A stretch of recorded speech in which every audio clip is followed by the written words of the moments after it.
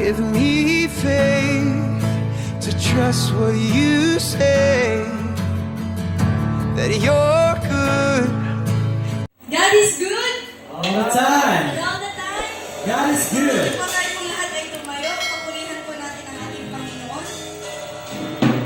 Bago po ang lahat, tayo po ay manalangin. Ama naming Diyos na makapangyarihan sa lahat, Lord God. You are so wonderful. You are so great, Lord God. You are so awesome, Lord. You deserve all our praises, our glory, and honor, Lord Jesus Christ. This time, Panginoon, sa aming muling pagmumuli-muli ng iyong salita, sa aming panalangin, Lord God, we acclaim, Father God, your presence, Lord God, sa aming mga tahanan, sa aming mga worship places, Father God. Lord, protect everyone, Lord God, and cover us as we listen to your words, Lord Jesus Christ. Help us, Father God, to have wonderful time with you. Help us, Father God, to really feel your Holy Spirit this time. Thank you, Jesus, for your goodness. In Jesus' name we pray. Amen. So, ipagpulihan po natin ang ating Diyos na buhay.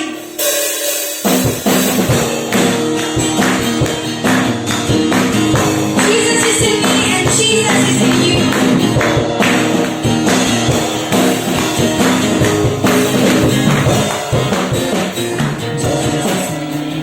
Jesus is in you. Jesus is in us, for He loves us. Jesus is in me and Jesus is in you. Jesus is in us,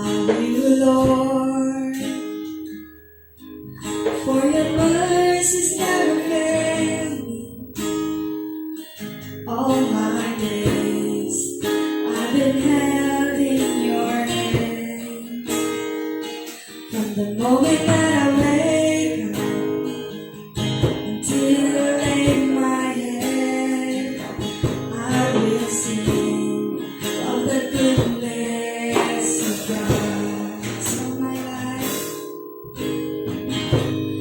all my life you have been faithful. All my life you have been so good.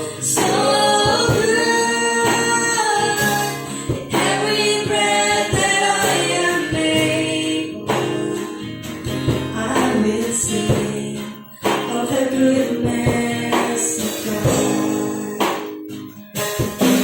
Your voice, you have led me through the fire and darkness night. You are close like no other. I know you as a father. I know you as a friend. I love you for the goodness of God. All my life,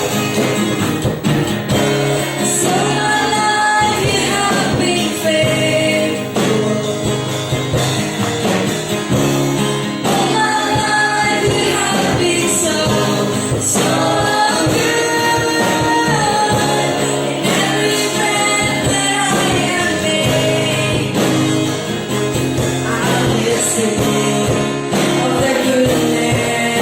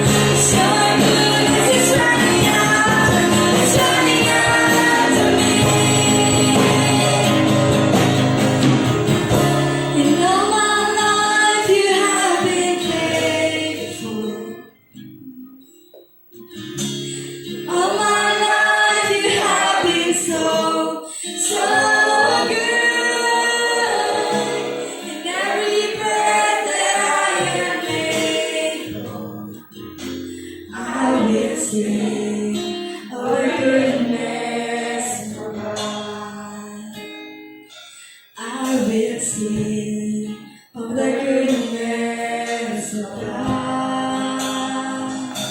I will sing of the goodness of God.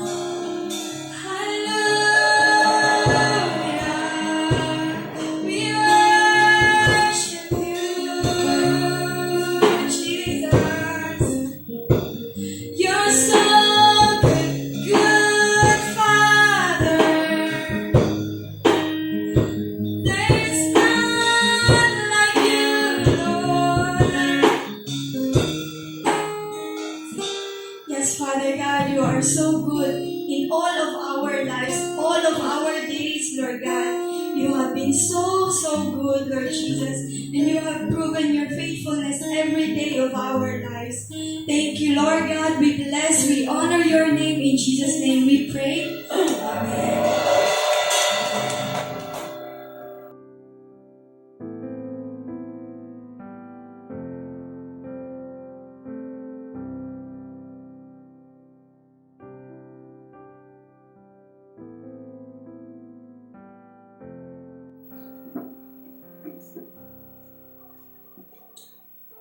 Amen. God is good. All the time. Amen. Magandang gabi po sa lahat. Sige po, bago po tayo mag-umpisa para mapakinggan ang mabuting balita ng ating Panginoon, pwede po bang batiin po natin ang ating mga kasama sa ating tahanan? Batiin po natin ang ating nanay o ating mga anak na good evening, God bless you, and I love you. Ganoon din po sa bawat nagtitipon sa bawat bahay-sambahan. Batiin din po natin ang ating mga brothers and sisters na magandang gabi. Sige po, batiin po natin. Good evening, God bless you, and I love you. Sige po, bago po tayo mag-umpisa, ay hilingin po muna natin sa Diyos yung kanyang kaluguran sa ating pakikinig ng salita ngayong gabi. Hayaan po ang Diyos yung mangusap sa bawat puso, sa bawat isa sa atin, sa muli sa pagkakataong ito. Oh, hallelujah. Ama namin nasa langit na makapangyarihan sa lahat. Muli, Lord, kami ay narito sa iyong harapan at dumudulog. Upang sa ganun, Lord, ay magpuri sa iyo, sumamba at magpasalamat. At ganoon din, Panginoon, ay isangguni sa iyo, Panginoon, ano man ang aming kahilingan o aming mga dalangin ng Diyos. Una sa lahat, Lord, ay humingi kami ng kapatawaran sa iyo, Panginoon, sa mga kahinaan, sa mga pagkukulang. Ano man, Panginoon, yung aming mga nagawa sa iyo, Lord, tuman ay sinasadya o hindi. Lord, tulungan mo kami mapagtagumpayan ng lahat ng ito. Hindi namin, Lord, yung ano man yung mga kasama, ano man yung mga kalikuan, Lord, hindi namin, turuan mo kami na ito ay mawaglit na sa aming buhay. Ano man yung mga kasalanan ito, ano magdudulot pa ng aming kahinaan, Lord, tulungan mo kami mawaglit na ang lahat ng ito sa aming buhay. At tulungan mo kami, Lord, sa bawat paglapit namin sa iyo, ay tunay na kami maging kalugod-lugod sa iyong harapan. Ama, ikaw yung mangusap sa bawat isa sa amin at ikaw, Panginoon, yung tunay na mahayag, Panginoon, sa pagkakataong ito. Hallelujah! Gawang yung banal na Espiritu, Panginoon, ang patuloy na siyang kumilos sa bawat puso at sa bawat tahanan, Panginoon, ang iyong kaningningan at ang iyong kapangyarihan ng patuloy na lumukob. Salamat, Panginoon. Oh, hallelujah! Ang lahat ng ito ay tanging sa iyo lamang dinadalangin sa pangalan ng iyong anak na si Jesus. Amen. Sige po, makipuklat na po tayo sa ating pag-aaralan ngayon.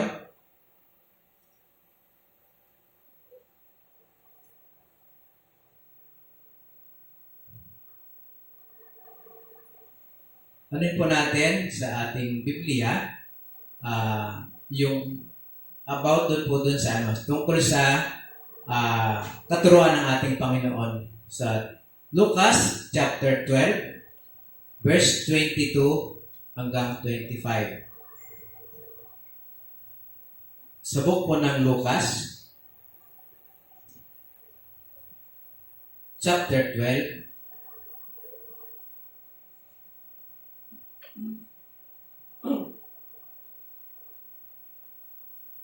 basahin po natin yung verse 22 hanggang 25. Sige po, basahin po natin dito sabay-sabay yung verse 22 hanggang 25 ng Lucas chapter 12. Begin, Tagalog, English. Sinabi pa ni Jesus sa kanyang mga alagad, kaya't sinabi ko sa inyo, huwag kayong mabalisa tungkol sa inyong pagkain para mabuhay o tungkol sa damit na ibibihis sa inyong katawan. Ayan. At verse 23, sapagkat ang buhay ay higit na mahalaga kaysa pagkain at ang katawan kaysa sa damit. Tingnan ninyo ang mga uwak, hindi sila nagtatanim ni umaaniman, wala rin silang bodega o kamalig, ngunit pinapakain sila ng Diyos, higit kayong mahalaga sa ibon. Sino sa inyo makakapagpahaba ng kanyang buhay kung ng kahit isang oras sa pamagitan ng pangamba? Kaya mga kapatid, ito po yung isa sa itinuro ng ating Panginoon sa bundok kasama ang kanyang mga disciples. Katuroan tungkol sa kabalisahan. Kaya ang pamagat po natin ay turo tungkol sa kabalisahan. Mga kapatid, ayun, yung sa pagkakataong ito, sabi nga ng Panginoon, batay doon sa sinabi niya rito sa kanyang mga disciples, ay huwag mabalisa.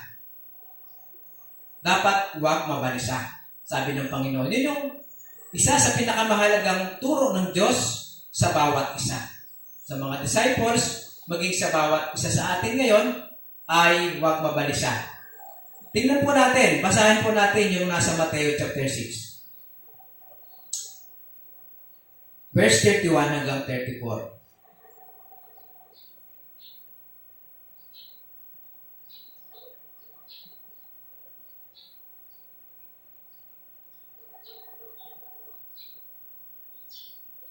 Mateo chapter 6. Hanapin po natin yung verse 31 hanggang 34.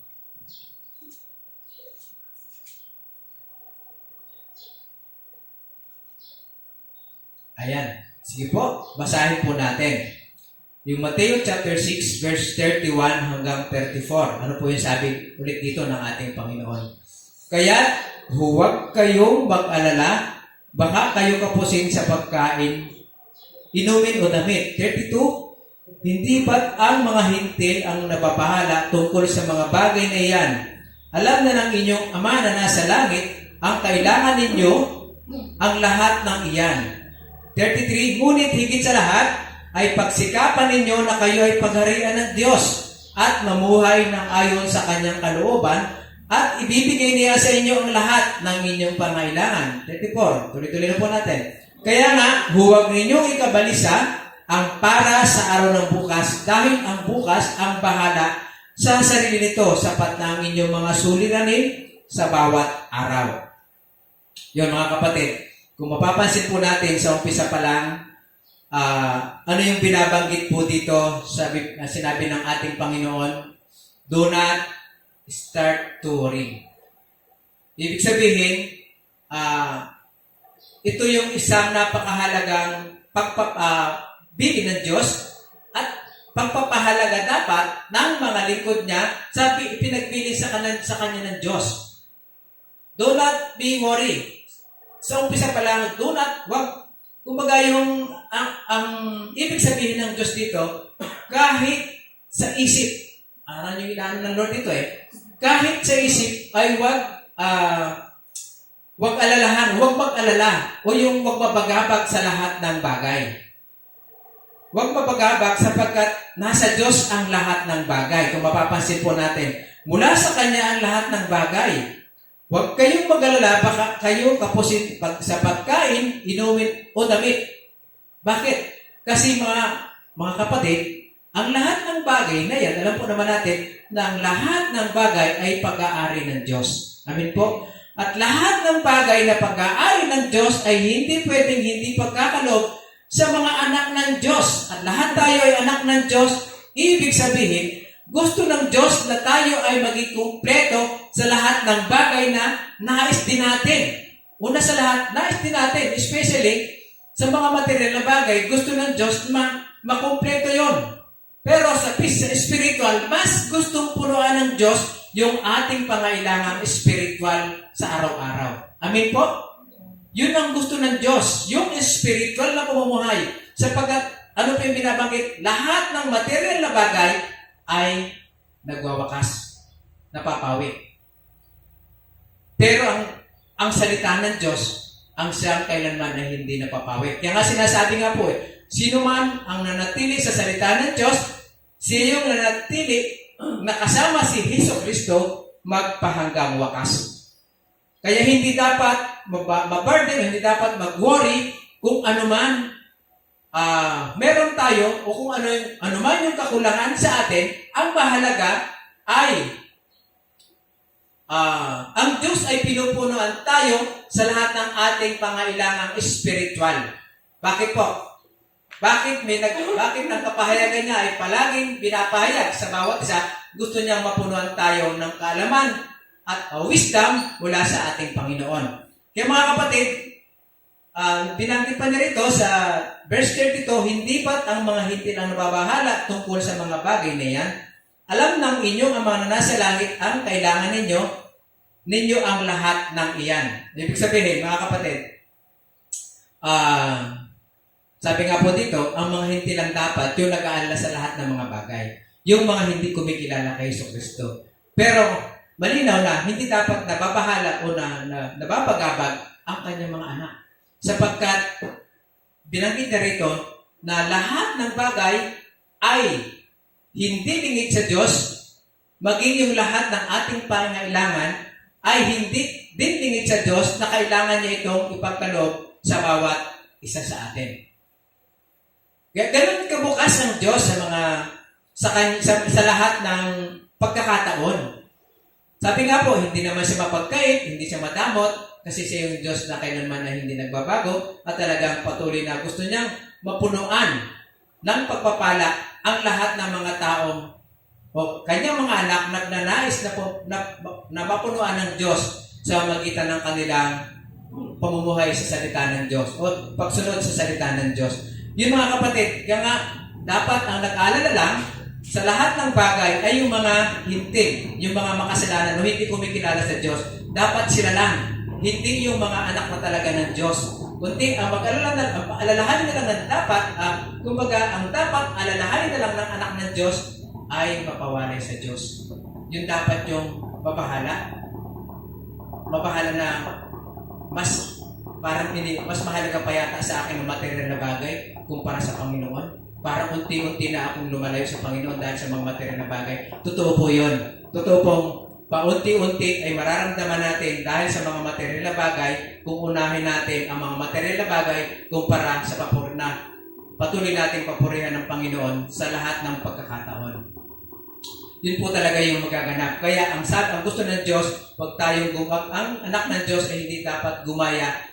Yung kanilang pumuhay hindi dapat i-compare doon sa mga hindi anak ng Diyos. Sapagkat ang lahat ng anak ng Diyos ay tunay na kailanman ay hindi dapat nababahala sa mga bagay, kundi dapat lang siya talaga magpatuloy na gumawa at sumunod batay doon sa nais ng Diyos na kanyang gampanan at gawin bilang lingkod ng Panginoon. Kaya sa verse 23, ano po yung sabi rito? Higit sa lahat ay pagsikapan ninyo na kayo'y pagharian ng Diyos at mamuhay ng ayon sa kanyang kalooban at ibibigay niya sa inyo ang lahat ng inyong pangailangan.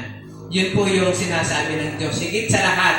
So, bago ang lahat, ay sinabi ng Diyos dito, higit sa lahat. Ibig sabihin, gusto ng Diyos, ito yung prioridad. Ito yung pangunahin. Bago ang bagay, bago ang material na bagay, unahin niyo ako. Yun ang sinasabi ng Diyos sa kanyang mga lingkod. At sabi nga po rito,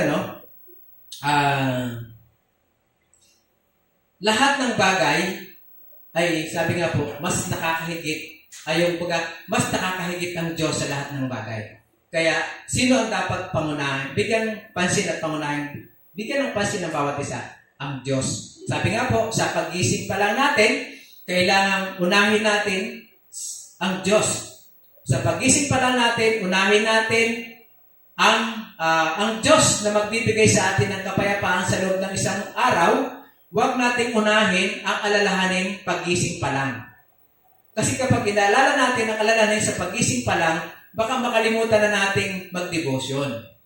Pag inuna natin yung alalahanin sa maghapon, pagising pa lang, baka makalimutan na natin na mayroong Diyos pala. So sabi nga po, kaya nga tayo may devotion, hilingin natin sa Diyos, Panginoon, this whole day, nawa ikaw na yung patuloy na mangusap at manguna sa buhay namin maghapon. Totoo po, ang Diyos ay hindi mapagkait. Gagawin po ng Diyos yun alang-alang sa ating pakiusap at sa pagsusumamo sa Kanya na magkaroon tayo ng peaceful na pamumuhay within a day. Hindi tomorrow ganun din. Dapat ganun din po yun. Ibig sabihin, kaya mahalaga po yung morning prayer. Sobra po napakahalaga nito sa lingkod ng Diyos. Do not be worried. So, sa paggising pa lang, wag na po nating alalahanin kung ano man yung kakulangan natin sa buong maghapon, kundi unahin natin na tawagan yung magpupuno ng ating pangailangan sa maghapon. Pupunuan niya ang lahat ng ating pangailangan sapagkat inuna natin siya na kayang magbigay at kayang magkaloob ng lahat ng ating kahilingan sa loob ng maghapong ito. Kaya sinasabi ng Diyos, alam na ng Diyos kung ano ang kulang sa atin na dapat nating matanggap sa Kanya sa maghapon. Alam na po ng Diyos yon. Yun ay isinasaayos na ng Diyos. Kumbaga, nakaan na yun. Ito yung bibigay ko sa iyo maghapon para wag ka lang maghanap sa mga bagay na tinatawag, sa mga bagay pa na hindi ko na ibibigay sa iyo. Kumbaga, kinokompleto ng Diyos ang lahat ng bagay. Amen po? Ayun po yung sinasabi po ng ating Panginoon. Ano? Kaya nga, huwag ninyong ikabalisa para sa araw ang bukas dahil ang bukas ang bahala sa sarili nito sapagkat ang inyong mga suliranin, sapat na raw po ang ating suliranin sa bawat araw. So, ang Diyos po talaga ang siyang kasapatan ng lahat sa ating buhay. Amen po? Sa bawat oras, sa bawat araw, sapat na dapat ang Diyos. Sapat na dapat. Amen po? Sabihin nga po natin, sapat na dapat. Amen. Sapat na ang Diyos para sa akin. Ulitin po natin, sapat na ang Diyos para sa akin. Yun po mga kapatid, ang gusto ng Diyos yung satisfaction. Sapat na dapat. Kaya ano po yung binabanggit dito? Sabi nga po, nag-ano po ka ng epekto pa. Tatlong epekto ng kabalisahan. Una, sabi po rito ay yung nagpapahina ng tiwala sa Diyos. Buklatin po natin yung Kawikaan. Kawikaan, Kabanata 12, versikulo 12, Kabanata 12 at verse 25. Proverbs chapter 12 verse 25.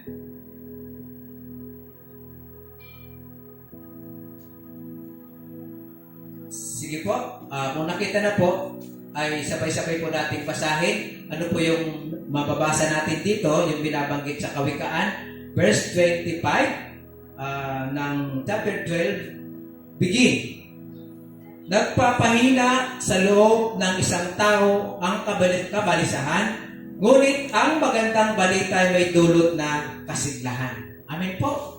Ngunit ang magandang balita ay may dulot na kasiglahan. Ano po yung magandang balita? Ang salita ng Diyos batay dito. At sino po ang magandang balita? Walang iba kundi ang ating Panginoong Jesucristo. Kaya siya lang po ang pag-asa, ang magiging pag-asa ng bawat isa.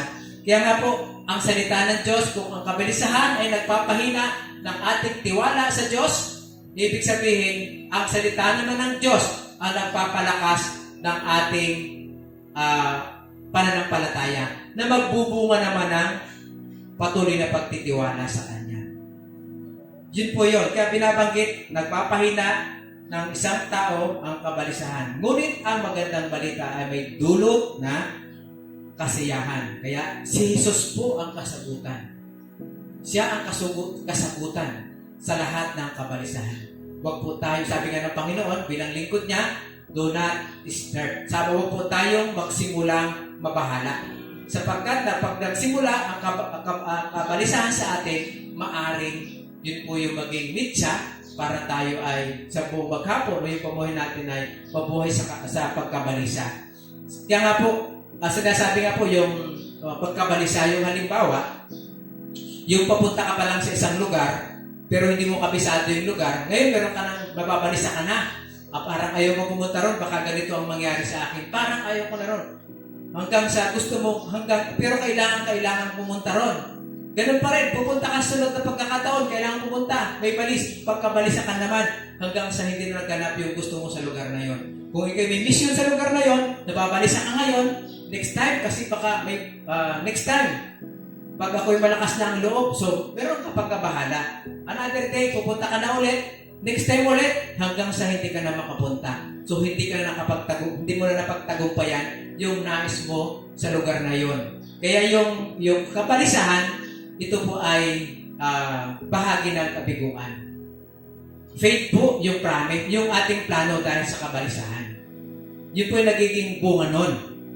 At pagpalagay po natin, itong ating COVID po natin, yung COVID-19. Minsan, nababalisa tayo kapag may sipon ka na, COVID na, ano pa mang nararamdaman, COVID na, ang sabi nga ng Diyos, don't start, huwag magsimulang mag-alala. Sapagkat siya ay Diyos. Diyos siya na nakakaalam kung paano niya iingatan ang mga taong sa Kanya lang umaasa. Kaya, sabi nga, kahit ako, nag-aalala din ako, pero sinabi ng Lord na do not be worried. Do not start be worried. Sapagkat yung pag-i-start, sabi nga po, kung ang isang apoy, kahit yung, di po ba, itong nasunog, balita ko, nasunog itong talahiban dito. Saan nagmula yun? Maaring sa isang maliit na apoy, galing sa upos ng sigarilyo, sobrang tuyo yung talahib at ito ay lumawak. So kapag nagsimula ang isang bagay, ibig sabihin, tuloy-tuloy na yon. So, kapag walang nakakita para pulain yon, yun ay tuloy-tuloy. At pag lumaki na yung apoy nun, mahirap na yung maapula, mahirap na yung patayin yung apoy na yon. At ganoon din sa ating pagkabahala, kung ihahalimbawa natin mga kapatid, kung sa umpisa pala ay nabahala na tayo, ibig sabihin, hanggang sa tuloy-tuloy, sa buong araw, nandun na yung pagkabahala. Pero kung tayo nababahala, medyo na-start, sabi nga po, ang Diyos yung magpuputol, magkakat ng pagkabahala na yon sa magitan ng ating paglapit sa Kanya, na tanggalin ng Diyos yung ating worry. Amen po? Matanggal ni Jesucristo sa magitan ng ating panampalataya yung ating worry. Kaya yung worry, hindi pwedeng sabihin na nampalataya tayo kasi tayo may worry. Kaya yung worry is not faith. Ito ay talagang parang, sabi nga po, ang worry ay umpisa ng anxiety. Pag halimbawa,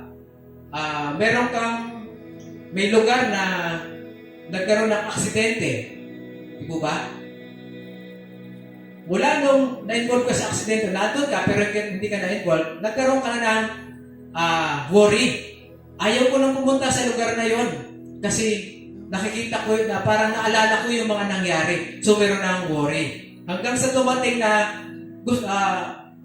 maganda yung lugar na yon, inayos na, wala ng panganib, safety na, pero dahil sa yung worry, ayaw pa rin pumunta ron sa lugar na yon. Hanggang sa kapag pumunta ka ron, magkakaroon ka na daw na sinasabing anxiety. So, kumbaga, magkakaroon ng sa puso, connection sa puso. Kaya mga kapatid, kaya sinabi ng Diyos na huwag po tayo, don't be start to worry. Ang sinasabi ng Panginoon. Amen po? At yung pangalawa, sabi nga po, ay nawawala sa prioridad. Nawawala sa focus. O, sinabi rito, nawawala sa prioridad. Ano yun po natin? Kung ano yung prioridad dapat. Ano po? Lucas chapter 10, 41-42.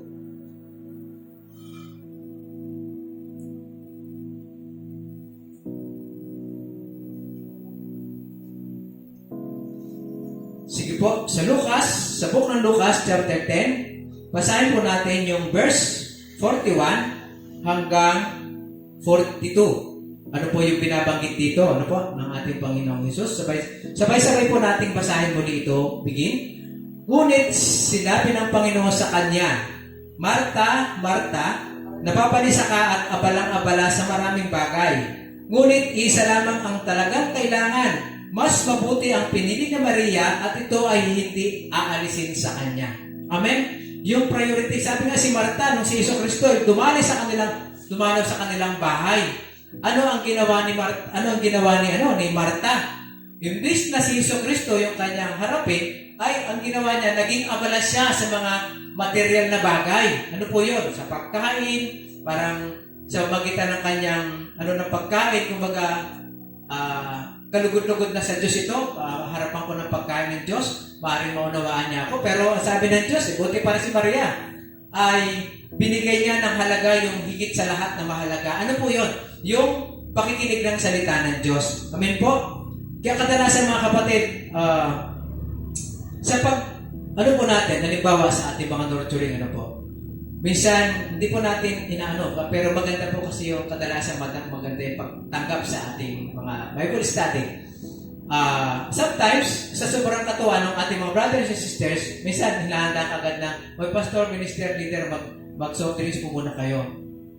May ganun po, Pero, batay dito, kailangan po muna pala, ang pakay ng isang lingkod ng Diyos ay paano niya ifo-focus ang mga tao na mapakinggan muna ang salita ng Diyos bago yung material na bagay o bago yung pagkain. Ito yung ng Diyos Ito si Marta, abala siya. Marta, abala ka sa mga walang kapulang bagay. Ito si Maria ang ginawa niya, pinukos niya at pinigyan ng halaga yung mas makabuluhan at mas mahalaga.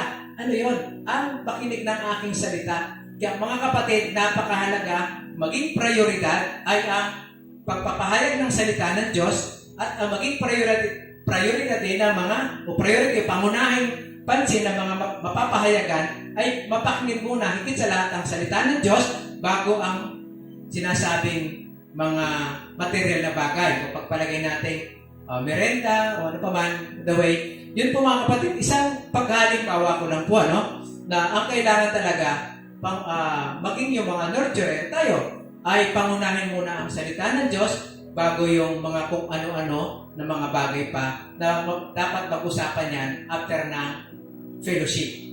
Amen po? Then, siyempre, after ng fellowship, yung mga, kumbaga mga ibang bagay pa. Kaya mga kapatid, kadalasan, yun nga po yung nawawala sa focus o nawawala sa priority, yung pagkabahala. Si Marta, nabahala siya, pero si Maria, hindi siya nabahala sapagkat i-focus niya yung kanyang sarili sa pakikinig kay Jesucristo na that time ay pumunta siya ron para magbahagi ng salita ng Diyos. Amen po? Kaya yun, mas binibigyan po, mahalaga po yung prioridad. Mahalaga po, wag po dapat mawala yung priority sa pagkabahala. Kung baga, maging sa pagpapahayag natin ng salita, mapabahala tayo sa lugar na yon. Sometimes, medyo hindi maganda ang panahon, nakakabahala. Baka kung ano mangyari. Pero mga kapatid, sabi nga po, ay batay dito, ang maging prioridad ay ang salita ng Diyos. Makahayag ito, sabi nga ng Timothy, napapanahon man o hindi, ipahayag ang kanyang salita. Amen po? Napapanahon man o hindi, sabi nga po, dapat pakinggan din natin ang salita ng Diyos. Sapagkat yun yung nais ng Diyos. At pangalawa, sabi nga po, ay basahin po muna natin yung sa Lucas, Philippians chapter 4 verse 6. Sa Pilipos,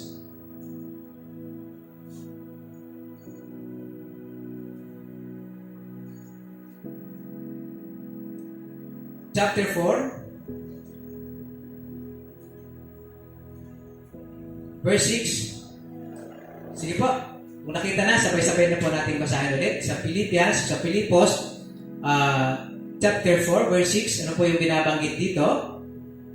Begin. Huwag kayong mabalisa tungkol sa anumang bagay, sa halip, hingin niyo sa Diyos ang lahat ng inyong kailangan sa magitan ng panalangin may pasasalamat. The best, mga kapatid, ang pinaka-importante rin ay yung huwag tayong mabahala. Sabi nga po, kung hindi pa binibigay ng Diyos yung panalangin mo, magpasalamat ka pa rin sa Diyos.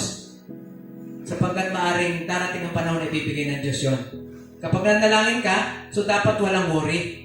Na, Lord, baka hindi mo ibigay. Dapat ang panalangin talaga sinasabi rito. Sinasabi ni Apostol, huwag kayong mabalisa tungkol sa anumang bagay. Sa halip, hilingin ito sa Diyos sa lahat ng inyong kailangan. Hilingin sa magitan ng panalangin. So, ang panalangin, mga kapatid, sabi nga po, ito ay isang pamantayan ng Diyos. At ito yung pamamaraan ng Diyos para tayo ay makalapit sa Kanya. kausapin natin ang Diyos sa magitan ng panalangin.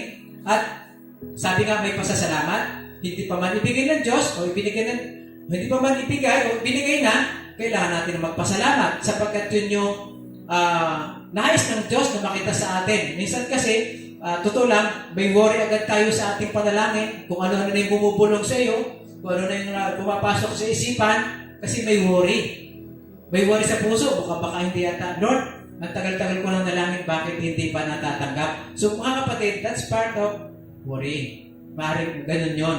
Sabi nga, yung perfect kasi ang gusto ng Diyos eh. Sabi nga, don't start to be worry. Huwag daw tayo mag-umpisa, huwag simulang mag-alala, kundi hanggat maaari, iwaglit sa isip yun. At batay dito, sinabi ni Paul na huwag tayong mabahala sa mga bagay na kung ano yung kinagis na natin na pag nawala, parang wala na rin tayo sa ibabaw ng mundo. Kapag nawala yung mahal nating gadget, parang wala na rin tayo sa ibabaw ng mundo. Sabi nga, yun ay pansamantala lamang. Sabi nga po, mahalaga ay gawin natin yung nararapat natin gawin sa harap ng Diyos, manalangin ng manalangin na may pasalamat. Kahit di pa tinanggap, ibig sabihin, natanggap, ibig sabihin, at nagpapatuloy tayong nanalangin at nagpapasalamat, ibig sabihin, doon nakikita ng Diyos na wala tayong pag-aalinlangan o pag-aalala sa ating hinihingi na hindi ibibigay ng Diyos, kundi talagang pinaninitigan lang natin na ibibigay at ibinigay na ng Diyos ang lahat ng ating mga kahilingan at panalangin. Amen po? Kaya yun po yung sinasabi niya. Sabi ng Diyos, lahat ng bagay ay binibigay niya. Pangatlo, sabi nga po sa pangatlo,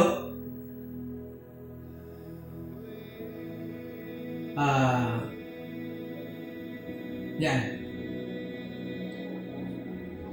Pag-alala daw po, sinulot ko sa English, ano po, worries will not lead us right direction. Yung pagkabahala daw ay hindi ito nagbibigay ng tamang direksyon ng ating buhay. Yung pagkabahala. Tingnan po natin, sabi nga po, nililigaw ng pag-alala ng pag-alala ang tamang direksyon na nais mong tunguhin at kawalan ng pag-asa na dapat iyong matanggap mula sa Diyos. Sa James po, sa Santiago chapter 1 verse 6 hanggang 8.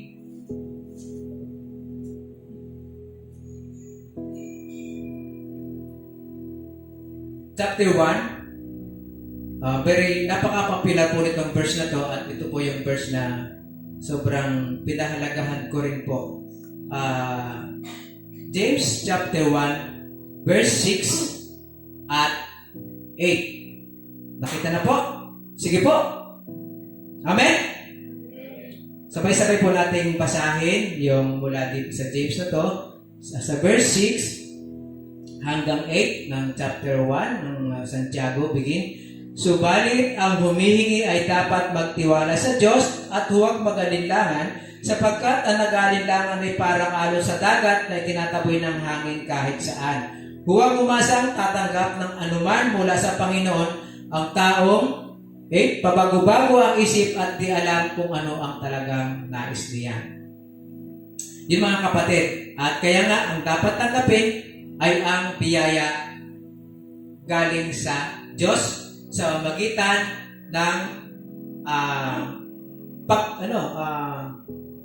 sa magitan ng walang alalahanin o walang pag-aalala na ang mga bagay ay hindi matatanggap o lahat ng mga kahilingan ay hindi matatanggap. Kaya kadalasan mga kapatid, ang panalangin, sabi nga po, huwag nating isipin na mahalaga, hindi man matanggap natin ang lahat ng hiningi nating material na bagay, ang pinaka-importante ay yung salvation, yung ating kaligtasan.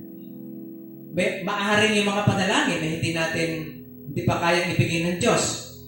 Kasi ang gusto ng Diyos, yung paglapit natin sa Kanya ay talagang nagiging kalugod-lugod sa Kanya hanggang sa dulo.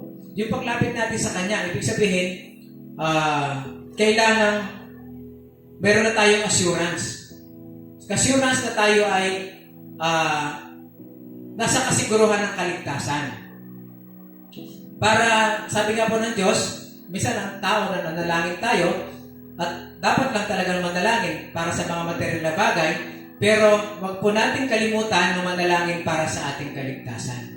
Amen po? Para sa buhay na walang hanggan. Wag po natin kalimutan, kadalasan ang nahihiling lang po natin sa Diyos, yung mga pangailangan natin, o yung mga protection, yung pangalaga, pag-iingat, pero wag po natin kalimutan na manalangin para sa patuloy na pag-protection ng Lord para sa ating kaligtasan. Sapagkat kailangan natin na patuloy natin kausapin ng Diyos sa pamagitan ng kanyang sabi nga po ng Diyos, meron pa kanyang mananalangin sa akin sa pagdating ng huling panahon. Batay doon sa kanyang sinasabi na manalangin palagi, meron pa kaya? Ibig sabihin ng Diyos na ang panalangin hinihiling din ng Diyos sa bawat isa ay yung kaligtasan. So doon po tulad po rin sa lahat ng bagay, kung maalis man yan, kung hindi man ibigay pa ng Diyos, mahalaga yung kaligtasan ay hindi mawala sa ating buhay o yung assurance ng salvation sa magitan ng patuloy nating paghingi sa Diyos. Kaya sabi nga po, walang direksyon ang buhay ng isang tao na nag-aalala at nag-aalinlangan. Para daw siyang barko na walang timon, hindi tumatakbo, umaandar siya, may makina, pero yung kanyang direksyon ay hindi niya mapuntirya. Kung ang direksyon niya ay papuntang Mindoro, kung wala siyang timon at nakaharap siya doon sa papuntang Bataan, sa Bataan siya lang makakapunta. Pero kung ang direksyon niya ay papuntang Mindoro at may timon siya, pupunta pala siya ng Bataan, yung timon na yun ang magwiwi sa kanya papunta sa Bataan. Papunta sa Bataan. Kaya yun po yung tinatawag na kung walang direksyon ang buhay ng isang tao, ito ay hindi alam kung saan patutungo. Walang papupuntahan. Kaya ganyan po kaya yung pabago-bago ang isip, sabi ng Panginoon, ay huwag umasang makakatanggap ng biyaya sapagkat yung pababago-bago ang isip ay hindi niya alam kung ano ang talaga ang gusto niya. Walang prioridad. Hindi niya alam kung ano talaga yung nais. Lord, ganito. Kaya lang, sabi nga po, kailangan may tamang pagpapasya bago tayo manalangin. At sabi nga po sa 1 Peter chapter 5 verse 7, sa unang Pedro, ano yung nais? Sabi 1 Peter chapter 5 verse 7, sa last verse po.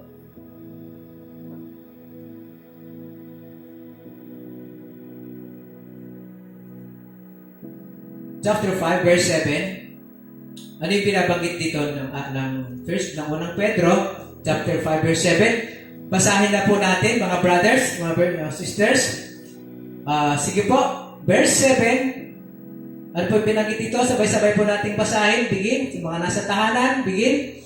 Ipagkatiwala ninyo sa Kanya ang inyong mga alalahanin sa buhay sapagkat Siya ay nagmamalasakit sa inyo. Amen? So, sabi nga po rito, leave our worries with Him. Ipagkatiwala, iwan na natin sa Diyos kung ano man yung alalahanin na meron tayo ngayon sa ating puso. Amen po? Ano man yung pagkabagabag na meron tayo sa ating puso, tanggalin na po, sabi ng 1 Peter. Ibigay na po natin yung lahat ng yon. Sabi nga po, pupunta ka simbahan, marami ka palang alalahanin, hindi mo binigay yung worries sa Lord na yun. Pag-uwi mo, marami ka pang alalahanin. So, nadagdagan pa yung worries mo. Pag-uwi mo, babalik ka ulit dito, yung worries mo, alalahanin mo. Lord, hindi mo na-surrender sa Lord, babalik ka naman sa inyo. May mga worries ka naman, punong-puno ng worries sa tahanan nyo hanggang hindi na kayo bukang sa'yo na muli. Kumbaga, baka sa'yo na magmula yung hindi pagkakaunawaan sapagkat hindi mo na alam kung ano yung pwede pamaraan na gawin sa tahanan. Kaya mga kapatid, leave our worries. Tanggalin yung mga worries na yan sa ating puso. At ibigay na po ito sa ating Panginoon. Sabi nga po, si Jesucristo ay dinala dito ng Diyos para tanggalin ang lahat ng worries sa ating buhay. Amen po? Para tanggalin ang lahat ng alalahanin sa ating puso. Yan yung reason. Hindi lamang pagalingin tayo sa pamagitan ng sugat ni Jesucristo, kundi sa pamagitan ng kanyang hirap, ay matanggal din yung ating mga alalahanin. Huwag kayong mabahala, anak. Sa hirap kong ito, hindi na kayo mapapahamak. Maliligtas na kayo. Kaya tanggalin, sabi nga po, lahat through Jesus Christ ay niloob na ng Diyos na mawala na yung ating mga alalahanin. Amen po? Kaya ulitin ko, sa umpisa kanina, do not start be worries. Huwag natin umpisahang mag-alala. Kumbaga, ang pag-alala, ipaubayan na natin kay Jesucristo sa ating Diyos sa pagdilat mo pa lang sa umaga. Amen po? Bahala na ang Diyos sa araw na ito. Basta magpasalamat tayo. Bahala na ang Diyos sa atin sa araw na to. At bahala na rin ang Diyos sa araw ng bukas. At bahala na siya sa hinaharap. Kaya, yun ay garantiya ng Diyos na hindi daw madadagdagan ng ating buhay kahit isang segundo lamang sa magitan ng pagkabahala. Yun ang gusto ng Diyos, matanggal na po yung worries, sapagkat ang worries, sabi nga po ng mga eksperto, ay napupunta sa anxiety. At alam po naman natin, ang anxiety napakahirap dalahin. Kaya sa umpisa pa lang, kung may worries po tayo, idulog na po natin sa Diyos. Kung may alinlangan pa rin tayo, pagkabahala, una sa lahat sa ating patuloy na yung kumbaga may worries pa tayo sa Lord na minsan nanghihina tayo, yun is pamagitan ng worries. Minsan nanlalamig tayo sa magitan din ng alalahanin.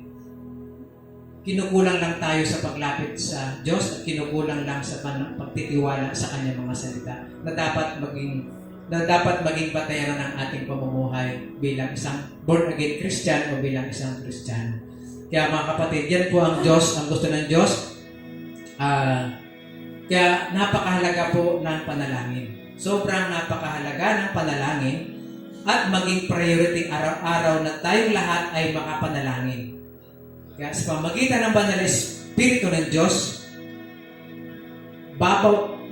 babasagin ng Diyos, tatanggalin ng Diyos ang lahat ng mga worries sa pamagitan ng banal na Espiritu na siyang naghahari sa ating puso. Sapagkat ang worries, ito ay hindi inaalo ng Diyos sa mga anak niya.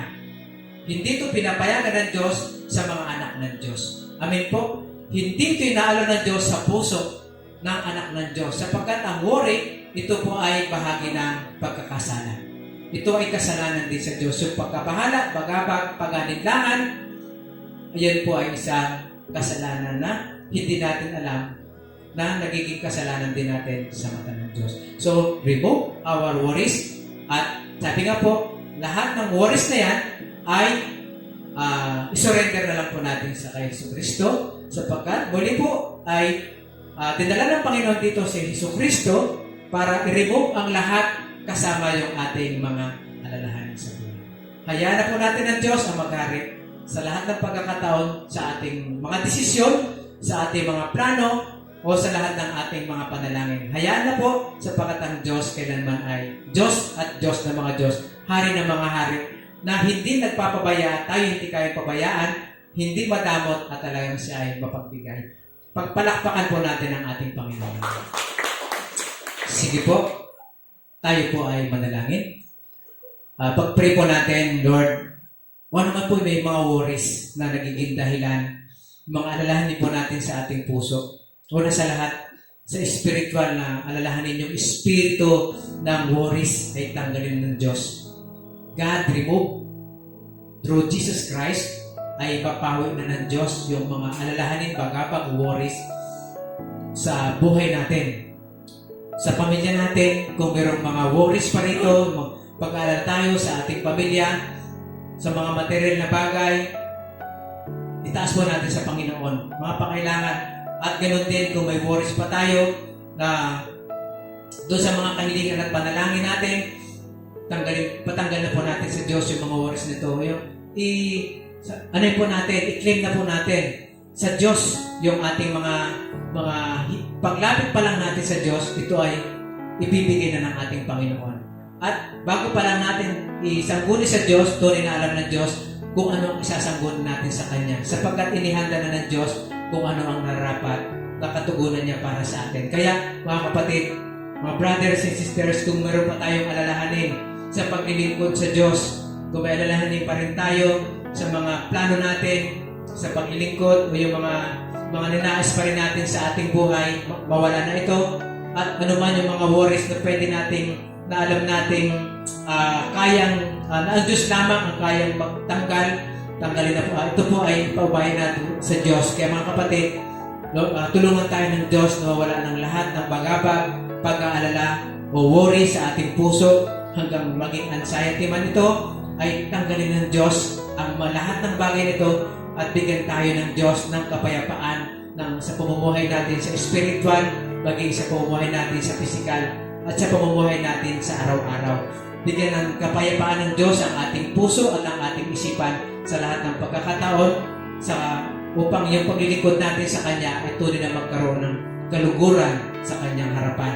Kaya mga kapatid, yun po ay hingi mo natin ng tawad sa Diyos kung ano man yung mga worry na to, at tanggalin ng Diyos yung mga worry na to, yung mga alalang nito, at ang Diyos ay patuloy ng pumilos at siya na yung maging natin sa araw-araw. Siya na yung maging lead natin sa araw-araw. Siya na yung maging priority natin sa araw-araw, maging sa paggising hanggang sa buong maghapon. Kaya mga kapatid, tayo po ay manalangin. Let's pray. Let's shout Jesus 3 times. Let us pray. Sabay-sabay. Begin. Jesus! Jesus! Jesus! Oh, hallelujah, Lord Jesus Christ. Hallelujah, Rabba Sanday, Rabba Pati God.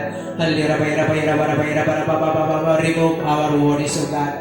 Remove any worries sa aming isip, sa aming puso, sa aming buhay, sa bawat isa. In Jesus' name, O God. In Jesus' name, Lord. Give us your wisdom, O Lord. Give us your grace, your mercy, O God. Give us peaceful heart and peaceful mind na maglingkod at sumunod sa iyong kalooban, Lord. Tulungan mo kayo, Panginoon, na huwag mag-alala sa mga bagay na kailangan namin sa araw-araw sapagkat ito yung pinagkaloob mo na, O Lord.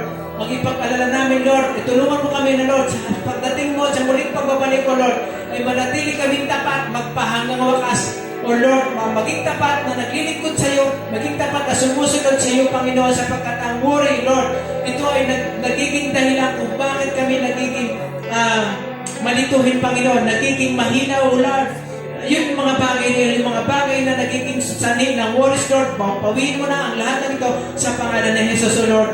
Sa pangalan ng Panginoon, sa pangalan mo, Lord, maging sa pag-aaral, sa trabaho, Panginoon, sa paglilingkod sa iyo, Lord, tanggalin mo na po ang lahat ng worries, Lord.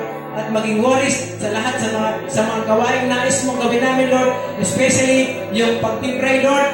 Tanggalin mo na, Panginoon, yung worries. Talagang manalangin kami ng buong puso, buong katapatan, buong panampalataya, buong kagalakan, na lahat ng aming hinihingi at hinihiling ay pinagkaloob mo na, O Diyos. Maging ang aming pagsamba, Lord. Tulungan mo kami, tulungan mo, Panginoon. Ingatan mo ang bawat isa sa amin, Panginoon, sa aming pagsamba sa bahay-sambahan, O Panginoon. At sa panahon ito, Lord, yung worries sa panahon ng pandemic, tanggalin mo na, Panginoon. Ano man yung mga bagabag sa puso ng bawat isa at bigyan ng kapayapaan, Lord, na harapin kung ano man ang meron sa kasalukuyan na meron pa ng palataya at pagsunod sa iyong mga utos, maging ikaw ang maging prioridad ng bawat tahanan, bawat pamilya, Panginoon, bawat anak mo, Diyos, ang manalangin, Lord, at sumunod sa iyong mga kalooban. Hallelujah, Jesus Christ. Hallelujah. Hallelujah. Amen. Amen po. Sa panalangin pa for our Muksanim at Samuni. Continually bless them and protect them, yung provision, yung protection, yung health ni Samuni, bigyan pa ng Lord na talaga perfect healing, ganun din si Muksanim, at ganun din yung kanyang buong family. Bless Pastor Hajin sa Amerika, God, yung provision nila doon, maging Sister Yejin at Sister Deborah in America. Let's pray sa lahat ng mga pastors and ministers. We bless at continually, God, Diyos, mga pastors and ministers, sa mga misyon, maging mabunga pa sa ministry, maging mabunga pa ang bawat mission at ministry ng mga pastors at ministers ng bawat Harvest Mission Church. At ganoon din yung ating mga church workers ay i-bless at patuloy ding ingatan ng ating Panginoon. At isama na rin po natin yung Harvest World Mission Center. I-bless ng Panginoon God yung lahat ng pangailangan ng World Mission Center, yung construction nito ay patuloy na mapunuan ng ating Diyos. At ganoon din yung Yeshua Christian School. Pag-pray po natin ang ating buong organization at yung 4 na bahay-sambahan. God, yung Harvest Mission Central, Bundok Palay, Maganda, San Diego, at Pagkapit pa na ba, God, continually use Harvest Mission Church to save people at marami pang hubugin ng Diyos na manggagawa through Harvest Mission Church. Marami pang mananamba ang patuloy na hubugin ng Diyos sa magitan ng bahay-sambahan ng Harvest Mission Church. Kaya let's pray. Pag-pray po natin ang mga bagay na yun. Let's pray. Let's shout Jesus 2 times. Begin. Jesus! Jesus! Oh, hallelujah. Karababasaya, Rabafatika, Hallelujah, Rabapapapara, Santara, Mama, Hallelujah, Rabakarabasaya, Rabakarabaya, Rabapapapapapapapapapapapa, Amalalalalabaya, Jesus, Jesus, Rabakarabaya, Rabapapapapapapapapapa, Yarabaya, Rabapapapapapapapapapapapapapa, Yaralalalaya, Rabaya, Santa, Yarabaya, Rabapapapapapapapapapa, Hallelujah, Rabaya, Rabafatika, Jesus name, oh God. Oh, provide all needs, Jesus, bless and protect your servant, oh God, our books and testimony, oh God, Jesus, hallelujah, your family, oh God, our pastor and minister family, your hand, oh God, your provision, your protection, and Lord, your anointing, Jesus name, oh God, oh, your wisdom, oh God, sa bawat isa, oh hallelujah, maging church workers and all Harvest and Mission Fellowship Center, oh God, World Mission Center, oh Lord, Jesus Christ, maging Yeshua Christian School and all Harvest and Mission Church, used to save people, oh God, provide all needs, and our prayer request, Lord, magkaroon ka ng patuloy na katuparan. Salamat sa iyo, Panginoon. Hallelujah. Panginoon, salamat sa iyo sa tuloy na pakabuti mo, Diyos. Salamat sa mensahe, Panginoon. Salamat sa napakagandang araw na binibigay mo sa amin, Lord. Nawa ang mensahe na iyong pinahayag ay tunay na kumilos sa bawat puso, sa bawat tahanan at sa bawat isa, Panginoon. Ang kapangyarihan ng salitang ito, O Lord, ay magkaroon ng katuparan sa bawat isa. Pagpalain mo, matanggal ng lahat ng bagabag, worries, o mga pag-alala sa bawat puso ng iyong mga anak at ng iyong mga lingkod at sa bawat puso na nagnanais pang sumunod sa iyong kalooban, Lord. Remove through Jesus Christ, ma-remove na ang lahat ng bagay na ito at ang bawat isa sa amin, Lord. Ito rin na magkaroon ng peaceful heart and peaceful mind na mag-serve sa iyo, magpagamit sa iyo para sa iyong kapurihan. Salamat, Panginoon. O hallelujah. Ang lahat ng ito ay sa lamang dinadalangin sa pangalan ng iyong anak na si Jesus. Amen. Hindi po, palakpakan natin.